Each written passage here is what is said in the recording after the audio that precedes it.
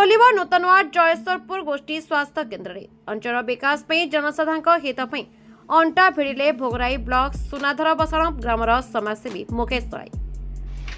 नमस्कार मु मुकेश दलाई ग्राम सुनाधर बसण ब्लॉक भोगराई जिला बालेश्वर भोगराई ब्लॉक रे अनुष्ठित होइथिबा जनशुणाणी रे जिलापाल महोदय को मु दाबीपत्र देइथिली।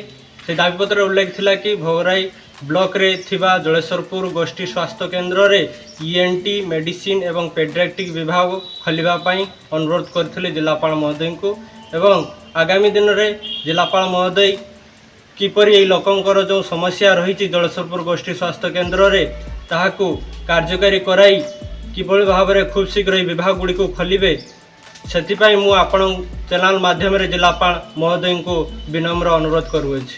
धन्यवाद। बालेश्वर जिला भोगराई ब्लॉक अंतर्गत भोगराई ठारे अवस्थित रहितवा जयेश्वरपुर गोष्ठी स्वास्थ्य केन्द्र मेडिसिन ईएनटी पेडियाट्रिक वार्ड नथिबा जोगु लोक माने बहु हंतसंत हेउथबा दृश्य बारंबार सोशल मीडिया ठो सबुथरे प्रचार प्रसार हेउथबे प्रशासन पक्षरु कोनोसी प्रकार उपयुक्त कार्यानुष्ठान निया जाय नथला।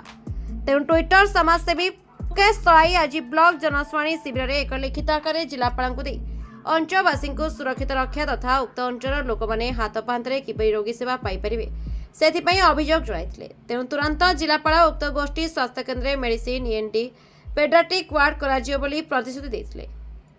मुकेश एपरि जनकल्याण पदक्षेप साधारण बेस प्रशंसार मुखपात्र होइछन्ति बोली चर्चा जोर धरिछि।